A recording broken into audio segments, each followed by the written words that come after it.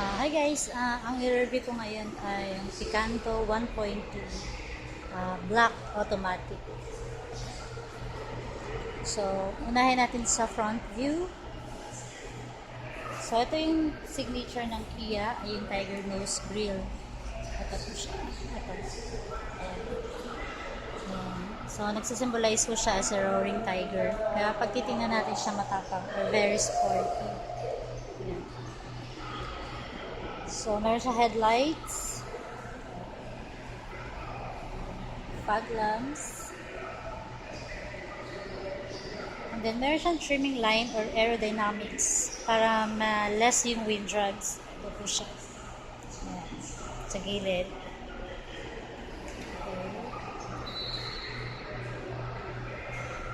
And then sa side view, ayan, yung mirror na body color na rin siya. Yung door handles, body color na rin. So, sa tire, wheel type, alloy or naka-muds na po siya. So, tire size, 75. Yung lapad, and then by 50, and then radius 15. Sukat. Okay. So, suspension naman niya, MacPherson strut with coil spring. And then, sa likod, torsion beam axle. Sa brakes naman, ventilated disc. And then, sa likod, sa rear, drum type. Okay. So, pasok tayo sa loob.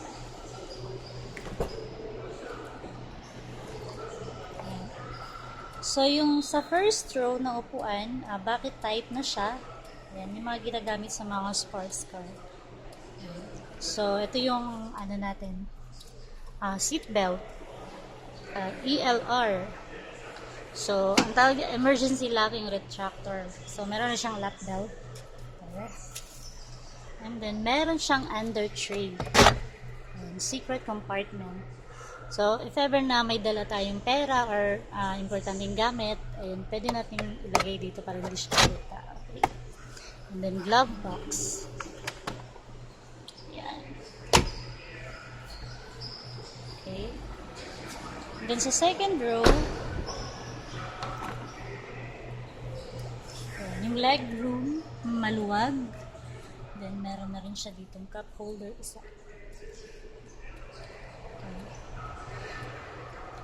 So, ito yung advantage ng Picanto, Kia Picanto. Kasi, yung sa likuran niya, na-fold and flat po yung upuan. Halimbawa, marami tayong dalang bagahe. Ayan. Pwede nating i-fold yung upuan. Ayan, hilain lang. Ayan, fold. And then, ipa-flat po natin.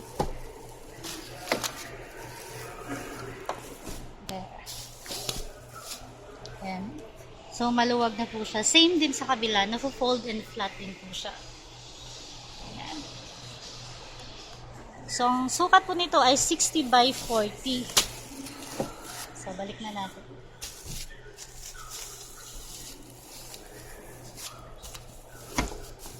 Okay. Yeah. Ayan. Second round din. Child lock. Ayan. Meron siyang safety child lock. Sa rear view, so meron tayong rear defogger. Ito po yung orange na pagbuhit. Ayan, rear defogger. Kung ba pag nagmo-moist siya sa loob, ayan, may pinipindot siya sa loob para matanggal yung moist. And then, rear wiper, windshield pa. And then, antenna. Yung antenna niya, deroscas na po siya, natatanggal po siya. Kung sakaling magpa-park po tayo, ayan, pwede natin tanggalin kasi minsan nilalakaw. Okay, and then meron siyang combination of light, signal light, at saka stop light. And then park light. So, soft touch na rin po siya. Ayan. Open. Ayan. Ayan po yung compartment natin. So, meron siyang cover kung sakaling may dala tayong gamit. Ito po. Halimbawa may laptop tayong dala. Pag pinapark natin, pwede nating tanggalin ganyan. Para hindi po siya makita pag sinisilip. Ayan pa. So, ibalik lang natin. Ayan. And then, meron din spare tire. Ayan, complete tools na siya. And spare tire, temporary tire lang po siya. Kaya, donut type pa po siya. Ayan. Okay. Next natin. Ayan. Yan po yung sa rear. And then sa passenger, same. At naano ko na kanina sa leg room. Okay. Sa driver's side, tayo sa driver's side. So, power windows na rin po siya. Auto up and auto down. Auto lock. Then, meron siyang sa mirror, ayan, hindi na kailangang bumaba para i-adjust. Ayan, dito na po tayo dito na po yung control ng mirror. Side mirror. Ayan. And then, auto up and auto down na po siya. Ayan, auto lock. Okay. And then, power steering na po siya. Malambot po yung manabela natin. Yan.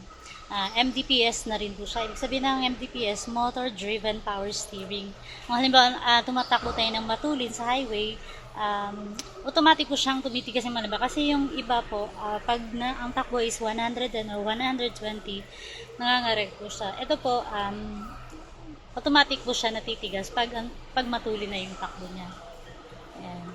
And then, tilt adjustable na rin siya. So, ganyan lang natin. Ayan. So, pwede nating need up, pwede din nating, ayan, up and down na po siya. Ayan po. Kung saan kayo comfortable, ayan, pwede nating i-adjust. Tilt adjustable. Ayan. So, ito po yung sa ano natin. And sa audio naman, AM, FM radio. Ayan, aux in, MP3, and then Bluetooth connectivity. Ayan po siya.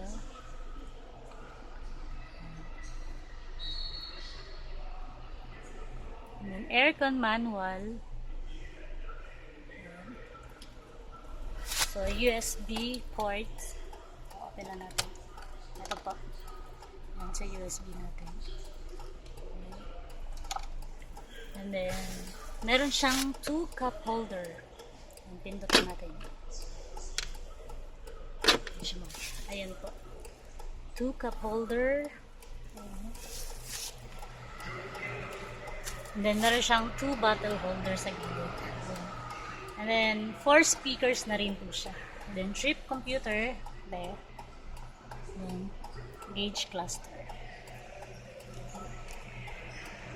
Ayan, meron siyang inside rear view mirror. Day and night na po siya. Ayan. Ayan.